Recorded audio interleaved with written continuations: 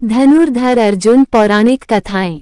अर्जुन कुंती का सबसे छोटा पुत्र था। इसके पिता का नाम पांडु था, लेकिन वास्तविक पिता तो इसका इंद्र था। पांडु रोगग्रस्त था और पुत्र पैदा करने की उसमें सामर्थ्य नहीं थी। इसी कारण उसने कुंती को अन्य पुरुषों के साथ रमन करने की आज्ञा दे दी थी, जिससे पुत्रों के द्वारा आगे वंश परंपरा तो चले। उस काल में इस प्रकार के यौन संबंध किसी प्रकार दूषित नहीं समझते जाते थे, क्योंकि उनके पीछे उद्देश्य पवित्र रहता था। इस प्रकार पांडु की आज्ञा से कुंती को इंद्र से अर्जुन, धर्म से युधिष्ठिर, पवन से भीम और माद्री को अश्विनी कुमारों से नकुल और सहदेव पुत्र रूप में प्राप्त हुए। अर्जुन इंद्र के समान ही प्रतापी और पराक्रमी था। पांडवों में सबसे अधिक युद्ध कुशल और वीर वही था। महाभारत युद्ध में इस पक्ष का सबसे बड़ा महारथी वही था, जिसने कौरवों के परम वीरों से टक्कर ली और अंत में सबको पराजित कर दिया।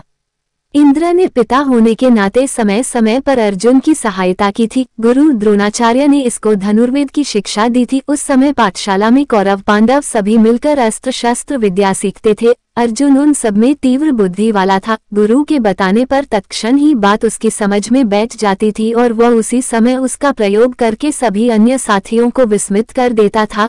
कौरवों के विद्वेष का एक कारण ये भी रहा, गुरु द्रोणाचार्य उसको अपने पुत्र अश्वत्थामा से भी अधिक चाहते थे। वह भी सदा गुरु की भक्ति में सन्नद्ध रहता था। इसी गुरु भक्ति के कारण तो वह महाभारत युद्ध प्रारंभ होने से पूर्व युद्ध स्थल पर खड़ा हुआ व्यथित हो उठा था कि गुरु और इस भारतीय समुदाय को मारकर ऐसा कौन सा सुख है जिसकी मैं कामना करूं। लेकिन कृष्ण के उपदेश ने उसके संशय को मिटा दिया। फिर भी चाहे द्रोणाचार्य कौरव पक्ष से लड़ रहे थे, अर्जुन की श्रद्धा उनके प्रति कम नहीं हुई थी। जब भी वो गुरु के सामने जाता था, उनको प्रणाम करता था और आशीर्वाद प्राप्त करने की इच्छा करता था। अश्वत्थामा और अर्जुन में काफी गहरी मित्रता थी। वे दोनों ही गुरु के प्यारे थे और सदा अपना अस्त्र शस्त्र कौशल बढ़ाने में लगे रहते थे। एक रात की बात है, गुरु द्रोणाचार्य और अर्जुन पास बैठे भोजन कर रहे थे। उसी समय सहसा दीपक बुझ गया, अंधेरा हो गया और उसमें हाथ से हाथ देखना असंभव हो गया। उस समय ये देखकर कि अर्जुन के हाथ का कौर सीधे मुंह में ही गया, उन्होंने कहा, वत्स अर्जुन, अब मुझे विश्वास है कि तू शब्दवेदी बाण चलाना शीघ्र सीख जाएगा। उसी समय द्रोणाचार्य ने शब्दवेदी बाण चलाना अर्जुन को सिखाया और वो कुछ ही क्षण में उसकी क्रिया सीख गया। उसी के द्वारा तो उसने अनेक स्थलों पर शत्रुओं के कुचक्रों को व्यर्थ कर दिया था। एक बार गुरु द्रोणाचार्य ने इसकी परीक्षा भी ली थी। जब वे अपने शिष्यों के साथ गंगा नहाने गए तो जल में उतरते ही एक मगर ने उनका पैर पकड़ लिया। द्रोणाचार्य ने शिष्यों की परीक्षा लेने हेतु पुकारा, वत्सो, मुझे यहाँ एक ग्राह ने पकड़ लिया है। ये जल के भीतर मुझे खींचे ले जा रहा है, आकर मुझे बचाओ। गुरु की पुकार सुनकर सभी छात्र भाग कर आए, लेकिन तट पर आकर सभी किंकर्तव्य विमूढ़ से होकर एक दूसरे की ओर ताकने लगे। अकेला अर्जुन ऐसा था जिसने उसी क्षण धनुष पर बाण चढ़ाकर जल के भीतर मारे और 5 बाणों से उस ग्राह को मार डाला। इस तरह की तत्काल बुद्धि अर्जुन में ही थी। परिस्थिति के सामने झुकना तो उसने सीखा ही नहीं था। कैसा भी बड़े से बड़ा संकट आने पर वह चुनौती देकर खड़ा हो जाता था और कभी अपने जीवन तक की चिंता नहीं करता था। उसके समान साहसी और बुद्धिमान शायद ही दूसरा कोई था। जब उसने ग्राह को मारकर गुरु को भीषण संकट से बचा लिया तो गुरु ने प्रसन्न होकर उसे प्रयोग और उपसंहार सहित ब्रह्मशिर अस्त्र चलाना सिखाया। इसी प्रकार की एक और परीक्षा गुरु द्रोणाचार्य ने ली। परीक्षा के लिए एक दिन निश्चित कर दिया। सभी शिष्य अपने साहस और कौशल का दंभ करते हुए मैदान में आकर खड़े हो गए, लेकिन उन सब में अर्जुन ही सबसे अधिक कुशल और साहसी प्रमाणित हुआ और गुरु द्रोणाचार्य ने उसकी हृदय से प्रशंसा की, जिसे सुनकर दुर्योधन के हृदय को धक्का लगा। कौरवों में से कोई योद्धा वह काम नहीं कर पाया था जो अर्जुन ने किए थे। अंत में कर्ण ने आकर वह सारा कार्य कर दिखाया। तब दुर्योधन को कुछ संतोष आया। कर्ण भी अर्जुन की तरह ही वीर और युद्ध विद्या में निपुण था। उसको तो गुरु भी परशुराम जैसे मिले थे, जिन्होंने अपने अपूर्व पराक्रम से पृथ्वी को 21 बार क्षत्रियों से रहित कर दिया था। वो कभी भी अर्जुन के कौशल की प्रशंसा नहीं करता था और सदा उसके प्रति एक ईर्ष्या का भाव इसके हृदय में बना रहता था। इसी कारण वो कभी भी पांडव पक्ष में नहीं मिल पाया। उसकी विशेष शत्रुता तो अर्जुन से थी, क्योंकि उसे ही वो अपना प्रतिद्वंद्वी समझता था। सच भी था, अर्जुन के सिवा दोनों पक्षों में और कोई ऐसा योद्धा न था जो बाण विद्या में उसको पराजित कर सकता था। अर्जुन ने भी छल से उसको मारा था। अर्जुन के अपार पराक्रम का परिचय हमें उस समय भी मिलता है जब उसने कर्मक्षेत्र में गंधर्वराज अंगारपूर्ण का सामना किया था, गंधर्वराज महापराक्रमी था और पहले पहल उसने अर्जुन को इस तरह ललकारा था जैसे पर्वताकार देह वाला एक योद्धा एक साधारण व्यक्ति को ललकारता है। लेकिन महाबली अर्जुन ने शीघ्र ही अपने पराक्रम का परिचय दे दिया और कुछ ही क्षणों में अपने युद्ध कौशल से गंधर्वराज को विचलित कर दिया, यहाँ तक कि उसने पराजय स्वीकार करके अर्जुन से मित्रता कर ली और उसे चाक्षुषी विद्या सिखा दी, जिसकी प्राप्ति के लिए 6 महीने तक उसको कठोर तपस्या करनी पड़ी थी। गंधर्वराज ने पांडवों को गंधर्व जाति से 100 घोड़े देने का वचन दिया था। उसी की श्रेष्ठ सम्मति मानकर पांडवों ने महर्षि धौम्य को अपना पुरोहित बनाया था। धनुर्विद्या में अर्जुन ने जो अद्वितीय कौशल प्राप्त कर लिया था, परिचय हमें द्रौपदी स्वयंवर के समय भी मिलता है। राजा द्रुपद की पुत्री द्रौपदी का स्वयंवर होने वाला था। देश विदेश से महापराक्रमी क्षत्रिय कुमार राजकुमारी का वरण करने की इच्छा से आए हुए थे। उस समय पांडव वनवास का समय काट रहे थे। उन्हें भी जब स्वयंवर का पता चला तो कौतूहलवश वे भी द्रुपद की नगरी में आ पहुंचे। शर्त ये थी कि जो कोई योद्धा स्तंभ के ऊपर घूमती हुई मछली की आंख को नीचे तेल में उस मछली की परछाई को देखकर वेध देगा, उसे ही द्रौपदी अपने पति के रूप में स्वीकार कर लेगी। स्वयंवर मंडप में उपस्थित सभी योद्धाओं ने अपना अपना कौशल दिखाया, लेकिन कोई भी उस आंख को नहीं वेध पाया। कौरव भी वहां उपस्थित थे, वे भी प्रयत्न करने के पश्चात लज्जित होकर अपने अपने स्थान पर आ बैठे। जब सभा में चारों ओर निराशा व्याप्त हो गई तो कर्ण ने उठकर अपना बाण उस मछली की आंख के लिए साधा और वो वीर निश्चित ही उसको वेध देता, लेकिन सूत पुत्र होने के नाते उसको क्षत्रिय कन्या के साथ विवाह करने का अधिकार नहीं दिया गया। सभा में चारों ओर उसके विरुद्ध स्वर उठने लगे। स्वयं द्रौपदी ने ही उसका सूत पुत्र कहकर तिरस्कार किया था। किसी को भी ये पता नहीं था कि यह कर्ण भी क्षत्रिय पुत्र है। चूंकि सूत ने उसको पाल पोस कर बड़ा किया था, इसलिए यहीं तक का ज्ञान सबको था। कर्ण अपने मन में घुटकर बैठ गया।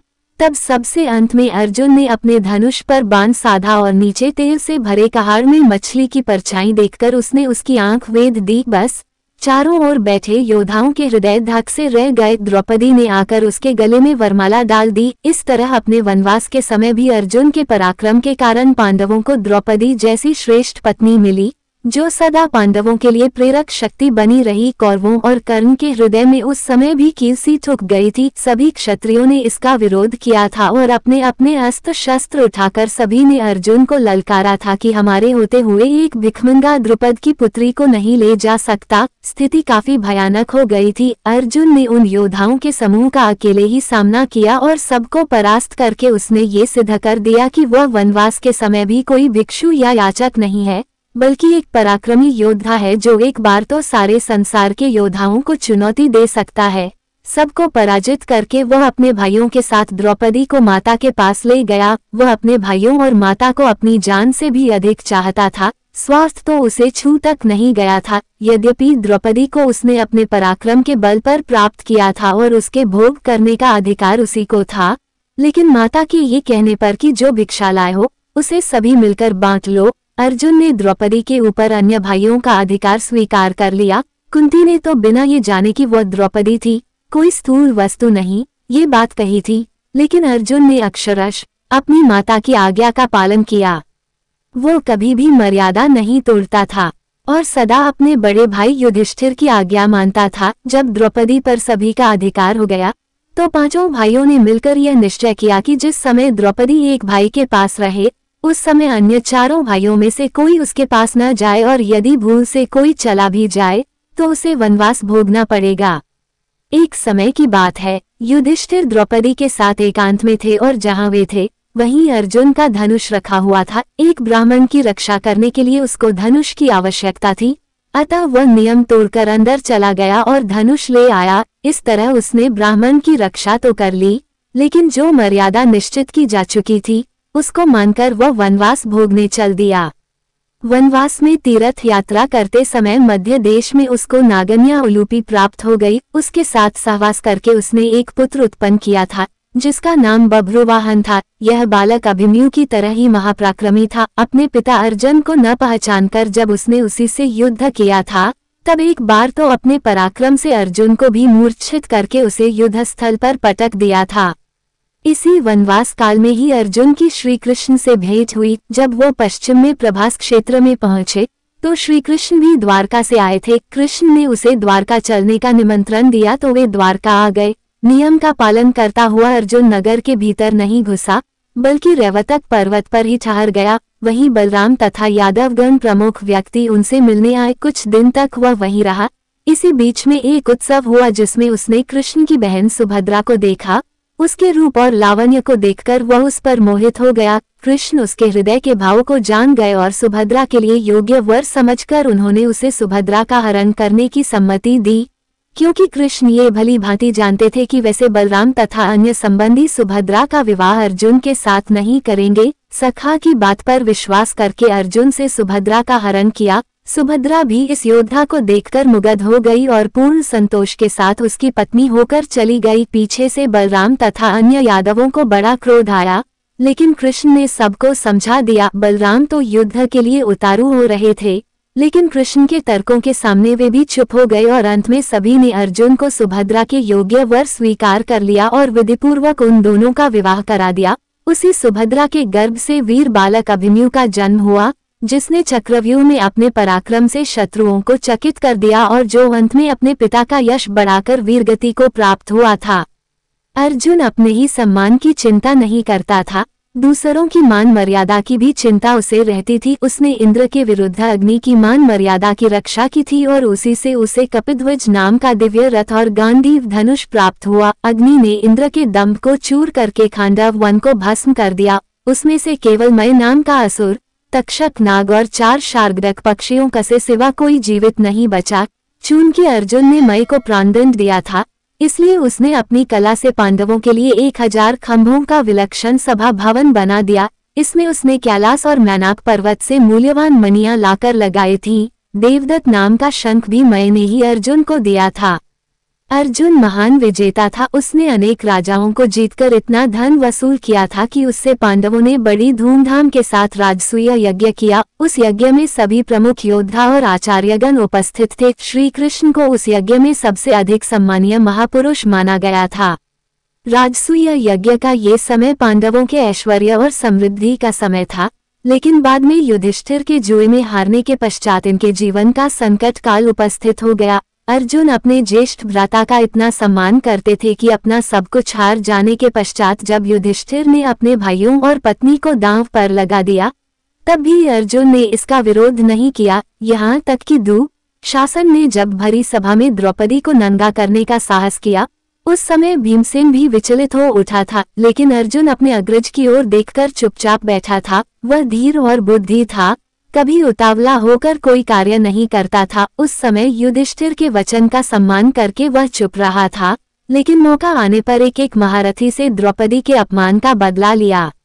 वह दूरदर्शी भी था। आगे क्या करना है उसके लिए पहले से ही योजना बनाना वह प्रारंभ कर देता था। वनवास के समय में उसे यह आशंका हो गई थी कि कौरवों का हृदय मैला है, वे वनवास के पश्चात भी राज्य का थोड़ा भी हिस्सा नहीं देंगे। युद्ध के द्वारा ही उनसे अपना अधिकार प्राप्त किया जा सकता है।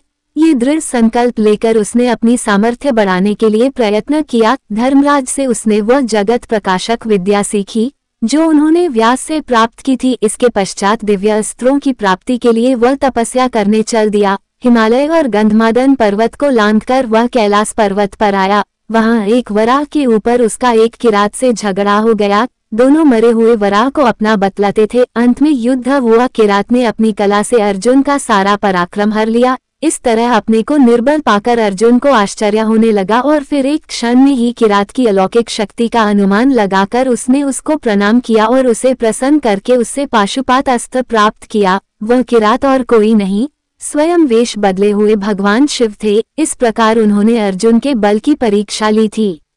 इससे ये पूरी तरह स्पष्ट होता है कि अर्जुन परिस्थिति को ठीक तरह पहचानकर उससे लाभ उठाने वाला बुद्धिमान योद्धा था। वह ऐसा मूर्ख क्षत्रिय नहीं था जो अपने पराक्रम का सही अनुमान न लगाकर व्यर्थ का दम्भ भरा करते हैं। पाशुपात अस्त्र प्राप्त करके वह आगे बढ़ा तो उसे इंद्र का सारथी मातली रथ लिए हुए मिला। गंगा में स्नान करके वह रथ पर बैठ गया और अमरावती पहुंच गया। वहां इंद्र ने उसका बड़ा स्वागत किया और अपने साथ ही आसन पर बिठा लिया। यहाँ उसने 5 वर्षों तक अनेक दिव्यास्त्रों की संचालन क्रिया सीखी। उसी समय चित्रसेन गंधर्व उसका मित्र हो गया, जिसे उसने नाचना गाना आदि सिखाया। जो मत्स्य नरेश विराट के यहाँ काम आया। देव सभा में उर्वशी नाम की महासुंदरी अप्सरा आया करती थी, जिसको अर्जुन वंश माता के रूप में देखा करता था। उसके हृदय के भाव को न जानकर चित्रसेन ने समझा कि वह उसके सौंदर्य पर मोहित हो गया है, इसीलिए उसने एक दिन उर्वशी को उनके पास भेज दिया। उर्वशी अपना कामुक रूप लेकर उनके पास पहुंची और सहवास के लिए इच्छा प्रकट करने लगी। अर्जुन के तेजस्वी रूप को देखकर वह काम से पीड़ित हो रही थी। उसने अर्जुन को अपने साथ रमन करने की इच्छा जताई। ये सुनकर अर्जुन ने चौंक कर कहा, उर्वशी, आप तो हमारी वंश माता हैं, फिर मैं ऐसा पाप कार्य कैसे कर सकता हूँ? आपकी यह धारणा मेरे विषय में गलत है कि मैं आपके प्रति कामासक्त हूँ। मैं तो आपको पूज्य मानकर आपका सम्मान करता हूँ। अर्जुन की इस बात को सुनकर भी उर्वशी की काम पीड़ा उतनी ही बनी रही और उसने कहा, छोड़ो इस धारणा को वीरवर, आओ मेरी काम पीड़ा को शांत करो। जब उर्वशी के कई बार कहने पर भी अर्जुन तैयार नहीं हुआ तो उसने क्रुद्ध होकर उसे नपुंसक हो जाने का शाप दिया। उसके लिए निश्चित अवधि थी, आगे चलकर यह शाप ही अर्जुन का सहायक बना और अज्ञातवास के समय इसी के कारण विराट के यहाँ उनका रहना संभव हुआ। बृहन्नला बनकर वह उत्तरा को नाचना गाना सिखाता रहा और इस तरह अपना वह सारा समय काटता रहा। इंद्र से अनेक दिव्यास्त्र प्राप्त करके अर्जुन बद्री वन में नर नारायण के आश्रम में पहुंचा। अन्य पांडव भी वहीं प्रतीक्षा कर रहे थे। आकर उसने अपने भाइयों को अपनी यात्रा का सारा विवरण सुनाया और जो दिव्यास्त्र प्राप्त किए थे उनका परिचय दिया। अर्जुन स्वार्थी और संकुचित मनोवृत्ति का मनुष्य नहीं था, उसका हृदय उदार और क्षमाशील था। यद्यपि कौरवों ने उसका और उसके भाइयों का अनिष्ट कर दिया था और उसकी पत्नी का अपमान किया था, लेकिन भाई के नाते फिर भी अर्जुन ने एक बार गंधर्वराज चित्रसेन से युद्ध करके दुर्योधन आदि को छुड़ाया। चित्रसेन उसका मित्र था, लेकिन एक बार उसने भाइयों के पीछे इस मित्रता की भी चिंता नहीं की। दुर्योधन फिर भी कठोर और ईर्ष्यालु बना रहा, लेकिन अर्जुन को इसका विशेष खेद नहीं हुआ, क्योंकि वह तो कर्तव्य की श्रेष्ठता में विश्वास करने वाला व्यक्ति था। कर्तव्य से प्रेरित होकर कठिन से कठिन कार्य करने की क्षमता उसमें थी। इसी प्रकार कर्तव्यपरायणता का परिचय उसने उस समय दिया था जब वह अज्ञातवास के समय राजा विराट के यहाँ ठहरा हुआ था और कौरवों ने विराट के ऊपर आक्रमण कर दिया था। झूठा दम्भ भरने वाला उत्तर उस समय अर्जुन को सारथी बनाकर युद्ध के लिए ले गया था, लेकिन वह कौरवों की सैन्य शक्ति देखकर डरकर भागने लगा। तब अर्जुन ने उसे रोककर कौरवों का स्वयं सामना किया और उन्हें परास्त किया। राजा विराट के प्रति अपने कर्तव्य का वह इसी तरह पालन कर सकता था, इसीलिए अपने भाइयों का भी उसने सामना किया। इससे स्पष्ट हो जाता है कि अर्जुन को किसी व्यक्ति विशेष से लगाव नहीं था, बल्कि कर्तव्य, न्याय और सत्य की भावना ही उसके जीवन के लिए प्रेरक शक्तियां थीं। फिर अभिमान तो उसको छू तक नहीं गया था। बड़े से बड़ा कार्य करके वह अपने पराक्रम की डींग नहीं मारता था। दूसरों को प्रशंसा करते हुए सुनकर भी वह कुछ नहीं बोलता था। अर्जुन नम्र और विनयशील भी था। वह श्री कृष्ण के पूछे बिना कोई कार्य नहीं करता था और उन्हें अपना सच्चा सखा मानता था। कृष्ण ही उसकी विजय के आधार थे। यदि उसे ऐसा सारथी नहीं मिलता तो शायद वह कौरवों की उस विशाल सेना को नहीं जीत पाता, जिसमें भीष्म, द्रोण, कर्ण जैसे महारथी युद्ध कर रहे थे। कृष्ण की नीति निपुणता से ही उसने भीष्म पितामह को धराशाय किया। उन्हीं की चाल से गुरु द्रोणाचार्य को उसने पराजित किया और उन्हीं की सूझ के बल पर कर्ण जैसे योद्धा को मार गिराया। इन तीन पराक्रमी सेनापतियों से टक्कर लेना मामूली काम नहीं था, लेकिन अर्जुन से अपनी सामर्थ्य और शक्ति के बल पर इनका सामना किया और इन सबको धराशाय करके विजय का शंख बजाया। कृष्ण ने अनेक बार उसके जीवन की भी रक्षा की थी। पहले पहल तो भीष्म जैसे पराक्रमी से ही उसका बचना कठिन था, फिर कर्ण तो उसे जीवित कभी नहीं छोड़ता। जब उसने सर्प के विष में बुझा बाण उसकी ओर लक्ष्य करके मारा था और यह घोषणा की थी कि अर्जुन मारा गया, तब श्री कृष्ण ने ही घोड़ों को बिठाकर रथ को नीचा किया था, जिससे वह भयानक बाण अर्जुन का मुकुट काटकर ही निकल गया था, नहीं तो उस दिन उसके जीवन का अंत था। इस तरह अनेक स्थलों पर हम अर्जुन के जीवन में कृष्ण की महत्ता पाते हैं। कृष्ण के उपदेशों के फलस्वरूप ही वह निष्काम कर्मयोगी हो गया था। कर्तव्य के आगे सुख और दुख एक जैसे ही उसको दिखाई पड़ते थे। इसी उपदेश की शक्ति से वह पूरे महाभारत युद्ध में कभी विचलित नहीं हुआ। हम पहले ही देख चुके हैं कि स्वार्थ तो उसके हृदय पर कभी अधिकार नहीं जमा सका था। इंद्र ने उससे इंद्रपुरी में रहकर ऐश्वर्य भोगने के लिए कहा था, लेकिन अपने सुख के लिए उसने भाइयों का तिरस्कार नहीं किया, वास्तव में वह पूरा साधक था। एक बार जिसकी भी दृढ़ कल्पना अपने हृदय में कर लेता था, फिर कोई भी शक्ति उसे उस मार्ग से हटा नहीं पाती थी। इसी प्रकार उर्वशी के ऊपर कामासक्त न होकर उसने अपने अखंड ब्रह्मचर्य का परिचय दिया था। एक तरह से देखा जाए तो वह जितेंद्रिय था, उसको अपने मन पर अधिकार था, और जब कभी किसी प्रकार का संशय उठता भी था तो कृष्ण उसको दूर करने के लिए उसके पास रहते थे।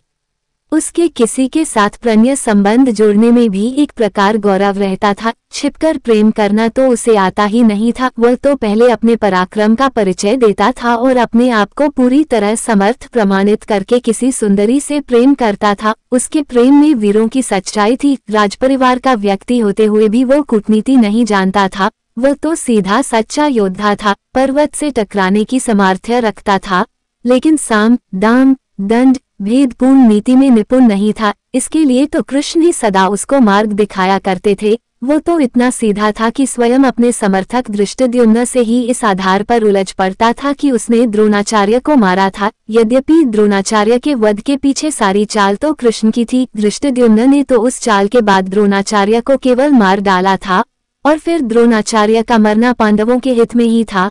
लेकिन अर्जुन के हृदय में गुरु भक्ति उमड़ पड़ी और उस समय अपना हित अहित उसे कुछ भी नहीं सूझा। इससे स्पष्ट होता है कि वो सरल हृदय योद्धा था। उसके लिए सदा एक निर्देशक की आवश्यकता रहती थी, और वो निर्देशक कृष्ण थे। यदि वे न होते तो गीता का उपदेश सुनने के पश्चात भी हो सकता था अर्जुन स्वजनों की मृत्यु देखकर विचलित होकर युद्ध भूमि से चला जाता, लेकिन कृष्ण ने सदा उसको उचित मार्ग पर लगाए रखा। इस तरह भावुकता अर्जुन में चरित्र में एक शिथिलता के रूप में थी, लेकिन सरल हृदय व्यक्तियों में वह स्वाभाविक ही है। यदि अर्जुन और अन्य पांडव इतने सरल हृदय वाले नहीं तो दुष्ट दुर्योधन उनको इतने कष्ट न दे पाता। वे तो सदा सत्य, न्याय और मर्यादा की रक्षा करना ही अपने जीवन का चरम उद्देश्य समझते थे, और राजनीति में इन्हीं वस्तुओं की विशेष आवश्यकता नहीं होती। उसे तो आवश्यकता पड़ने पर कुटिलता का भी आश्रय लेना पड़ता है। महाभारत में राजा के धर्म के विषय में विस्तृत विवेचन है। उसमें राजा की नीति का वर्णन किया गया है और बताया गया है कि भेद नीति से राजा को अपने शत्रुओं का दमन करना चाहिए। सरलता और सच्चाई का आश्रय लेने से शत्रु कभी वश में नहीं आ सकता। यही पांडवों की कमजोरी थी, लेकिन कृष्ण जैसे कूटनीतिज्ञ उनके साथ थे, इसीलिए अंत में विजय उनकी हुई। इस सरलता का एक उदाहरण यही है कि अर्जुन के पुत्र का वध कौरवों ने कर दिया था और उस पर दुखी होकर उसने जयद्रथ को मारा था। लेकिन अगर वह चाहता तो अपने दिव्य अस्त्रों के बल से सभी शत्रुओं का विनाश कर सकता था, लेकिन उसने ऐसा नहीं किया। दूसरी तरफ अश्वत्थामा को देखो कि कितने दिनों तक उसके हृदय में प्रतिशोध पलता रहा, और अंत में उसने द्रौपदी के 5 पुत्रों की हत्या करके ही चैन लिया। यहाँ तक कि पांडवों को पूरी तरह नष्ट करने के लिए उसने ब्रह्मास्त्र का प्रयोग भी किया था। ऐसा निर्दयतापूर्ण कार्य अर्जुन कभी नहीं कर सकता था। उसने अपनी प्रतिशोध की आग को शांत करने के लिए निहत्थे बालकों पर कभी हाथ नहीं उठाया। वो तो योद्धाओं को ललकारना जानता था और उन्हीं को पराजित करने में सच्चा गौरव मानता था। इस तरह कहीं भी देखें, अर्जुन ने कूटनीति का कभी आश्रय नहीं लिया।